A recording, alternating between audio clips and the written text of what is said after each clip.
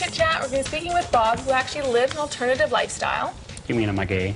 Well, I was using the politically correct term of alternative lifestyle. But speaking of politics, in the spring of '95, we had the elections, and the PCE party came into power.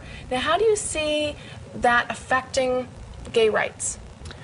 It's going to put us a step backwards. We're going to have to fight a lot harder because the Conservatives are not for gay rights. And what party would be? The NDP. Really? And the Liberal are open-minded as well, also. a little bit. Yeah. So who won in your riding? It's the Liberals. It would have been the Liberals, eh? Now, speaking of that, you said that you guys have to band together, but you guys have a very tight-knit community. Out of necessity. It's almost like the ethnic community, then there's the gay community. Of course. We had to get together because if we want to live an alternative lifestyle or gay lifestyle, whatever way you want to say it, we had to band together because we were tired of living in the closet. And do you think a lot of people were perhaps seen as a black sheep in the family and they had nobody to turn to, so that all of you kind of used it as a support group? Most definitely. And this is why we've had to organize different community groups and things like this so that we have the support that's out there that's necessary for people that are not sure about their sexualities. And that's definitely happening a lot in the '90s, where people are a lot more open about bisexuality and living gay and things like that.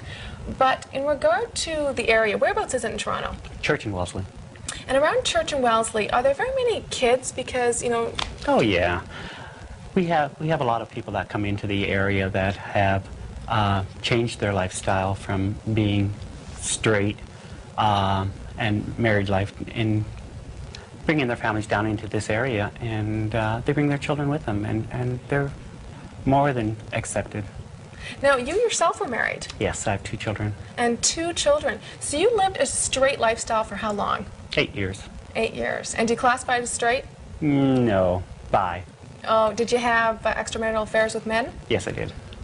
And did you have it with other men that were married as well? No, not that I knew of.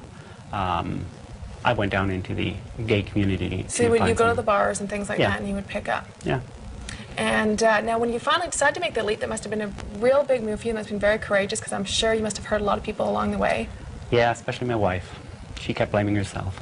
Just feeling that she wasn't woman enough to handle you and Most things definitely. Like that. And did you get involved right away with another man? No. I played the field for a while. So you didn't leave her for someone else? You left just for the, just to live the gay lifestyle. Yeah. And now you're very open about it. Most definitely. No use hiding it. Now, in the community, are you very open? Like, do you walk around with your partner? Do you hold hands? Do you kiss? In the gay community, we do. What about on Bay Street or Front Street?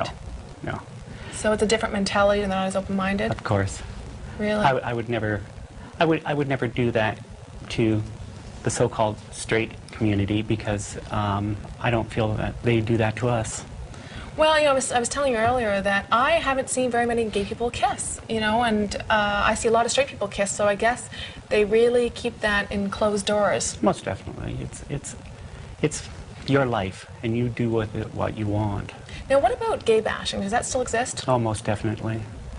It's just as pronounced now as it was before. And has that affected you? Yes, I've been gay bashed. But how do they know you're gay? They don't. They just come down into our area and start to beat up anybody that they come across. So, I mean, they would come down, they say, let's go to the gay area, and we're going to just go and kick some butt and be violent for a bit. That's right, and they do. You get a car running down the street and throwing tomatoes and eggs at people. And do the police, surveillance it quite often? I mean, is it really watched? It's watched just as much as any other community is. So not anymore. No. Now, what about, do you have you had affairs with men that claim they're straight? Yes, and I was the first person outside of their relationship with their women friends. And do they do it because they actually are gay, or do they just want to experiment, or? A little bit of both. It's crossing that fine line of what's fantasy and what's reality. And so would you even classify them as bisexuals, or? If they do it more than once, I would say yes. But you mean, really, it's not unheard of for people to experiment these days. I mean, Oh, no. You know, you meet a lot of people these days that are like, well, you know, anything goes. Oh, yeah. And that's part of the 90s. But what the problems with that is the diseases. Oh, yes. And that's the sad part, because people will come down into our community, they will pick up, they don't know what kind of disease anybody has, and they take it home to their families. So I guess the bottom line theme here is that safe sex, regardless of what sex you're with. Always, always safe sex.